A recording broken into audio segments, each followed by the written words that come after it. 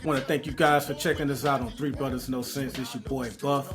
Make sure you continue to check us out. Like, subscribe, share the podcast with your friends. Help us grow. And we want to thank you guys for tuning in. Check us out every Monday, new episodes. Three Brothers No Sense.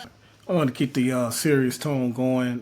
Before I do, uh, follow us on all social media platforms: Facebook, Instagram, TikTok, Three Brothers No Sense. Check us out.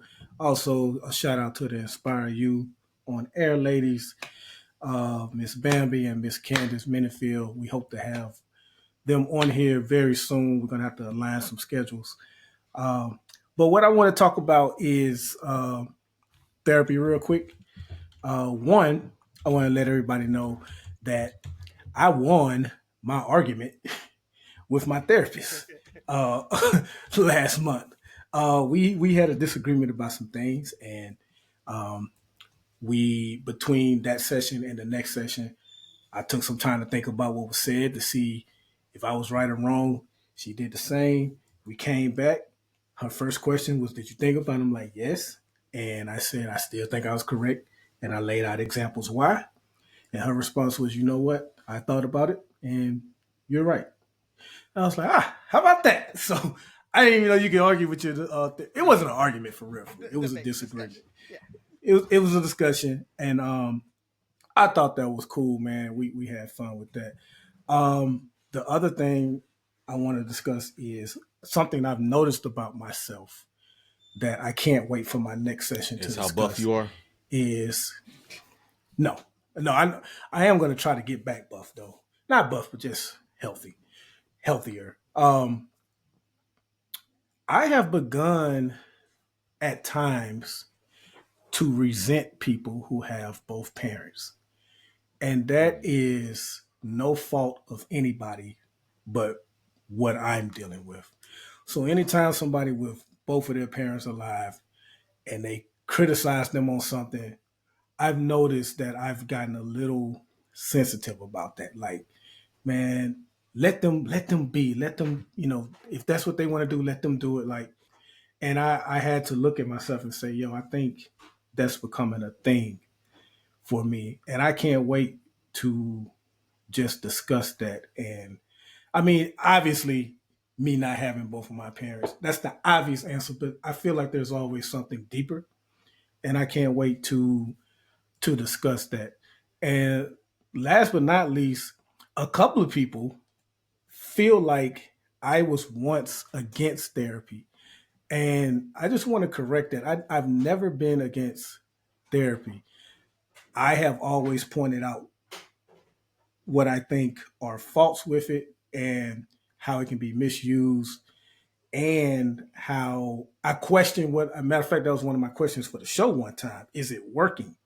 And I felt like at the time, Ferg, I think it was Ferg, maybe it was you, Rozzy, but one of you guys brought up the example America continues to get fat, but we have gyms all over the country.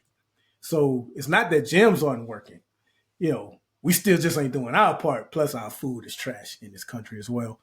But therapy only works when you're willing to be honest and willing to get to certain root causes and things like that. So I've always been critical that it can be misused. I'm pretty sure it is misused. And I don't like that it's still weaponized at times. If people get in an argument, they disagree.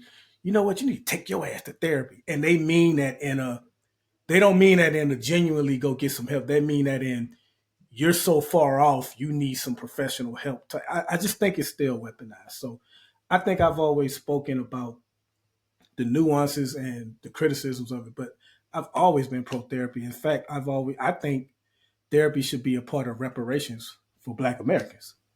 Like whatever we get, free therapy needs to be included in that joint, especially for Black people. So I just wanted to clear that up because I heard a couple of comments from listeners, and I just wanted to clear that up. So that's all I got. Love it, man. Love it. I'll let you know. I never thought or took it as you saying you're anti. I always thought, to your point, you were talking nuance, right? You were talking it's not for everybody at every time, right? Every person in America shouldn't be going to therapy every month, right? Like that. that's a little Yeah. bit of an overkill, right? You should be using it as needed when you talk about it. Like I talk about my therapist, right? I went through CPT, I went through grief counseling, I did that, and then we got to a point that she was like, we were coming and that just kind of looking at each other like, got something, got something, got something, and so she was like, look, let's shift to maybe a quarterly or as needed. Call me if you need me, Yeah. type thing. If something triggers you, we may go and we may have 3 or 4 sessions in a row, or a month or two in a row, and then we're good, and you're back kind of calibrated, and then go back about your life, right? And so that I you're not like it. I paying out like of it. pocket, and you're paying this money, and we're really not doing much, right? I'm not. She was just like, I don't feel like I'm helping you much by you coming and having these conversations, because you're in a good space, you got it. And so now we're on a kind of ad hoc, as needed basis. And like I said, that might be a couple sessions, it might be 5 sessions, and we're done. And then we're back to call me when you need me. So yeah, I think it's not a cookie cutter, one size fit all, and that's what I was taking from you when you were saying that. So I just want to kind of reiterate that to the listeners. I think that's what our conversations were more about: nuance and about gray, versus trying to. And I think too often everybody wants to make it a cut and dry binary decision on everything. And we like to talk about nuance here in this show. We like to talk about the gray areas Indeed. and bring that up. So never take what we're talking about and saying one as our like deep rooted opinion as well, because a lot of times we're bringing up the gray, or we're bringing up the opposite opinion, so we can have the conversation, because we want this to be, It's more it fun is that more way. fun that way, especially when it's like it's something that generally all three of us agree with. It's that Yeah. conversation will be super boring, so we want the listeners to know that really it is us trying to bring up that. Ferg, you're really really good at that, of bringing that contrary position, even if it's not what you think it, it like believe in your heart. Yeah, because I think there's two sides to every story, and it goes back to the ist conversation. There, we can talk about something and kind of look at something because it's the popular opinion and it's the easiest way to go that direction. But like, there's probably a little dark to it or a little light to it, depending on which side you're coming from, that we haven't considered, or we don't want to consider, or we refuse to explore. And I think that's why, I mean, that's probably therapy, right? That's the gateway to therapy. It's like I actually did a session with a VA therapist yesterday, and that's kind of where we're going. Is like, sometimes you'll minimize things even though you see it there. Like, you minimize it's um, and I think that's all therapy is. It's kind of, hey, I see you say you're okay, and you're functioning, and you're okay might be better than most people. You're just being okay might be better than most people's best day, right? But what does your best day look like? And what is that? How do we get there? And, I did a little survey and stuff like that. And it's like, I'm okay. And then we start going through the survey. It's like, do these answers look like somebody who's okay? Right. You know? And like the example you gave, Buff, like, man, part of me has this certain feeling towards, people with both parents, or this, and this, and how dare they? They don't understand, in your mind, because it makes sense, but Mm-hmm. it's, how can they understand? How can they even begin to understand what it's like to lose a parent or both parents? So, you know, do you just go allow or make room for their ignorance? And is it ignorance, or is it just your personal experience? And so that's all therapy is, man. And the only reason I always push it is because I always want people to explore the fullness of themselves.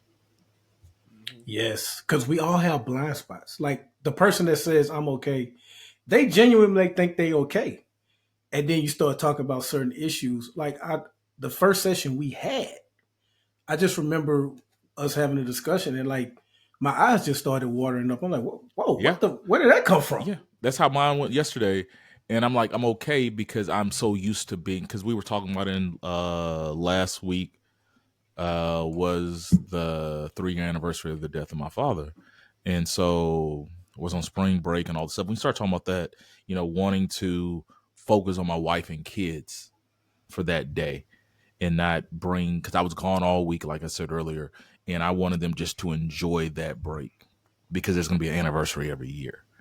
And and so, and as I was talking about it, I was, if we would have talked about another 5 minutes, I probably would have teared up. But you know how you have that feeling that's up in your chest and up in your, like, you know, almost your eyes, you feel it in the pressure in the back of your eyes and stuff like that. I was there, and I'm like, but part of me is used to being there, and almost like I'm okay Mm. being there.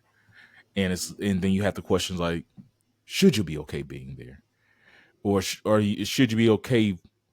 Do you not need to learn how to cope when you're there, and then find a way to get back to what good looks like? And so those are things that I think we learn through therapy, and or at least explore. Sometimes you open up a can of worms like, damn, I'm not as good as I thought I was, but that's okay too. You know, Mm-hmm. because it's just like you were talking about the gym. I ain't fat. I'm big bone. I'm thick. No, you're fat. Like like you're unhealthy. There's certain parts of you Mhm. that still might look good to you and others, but when you peel back that onion, you get your numbers. When we go to the doctors and do a full assessment, you realize like my cholesterol's up, my blood pressure's too high, and you realize there's probably some changes that need to be made. The question is, are we going to do it?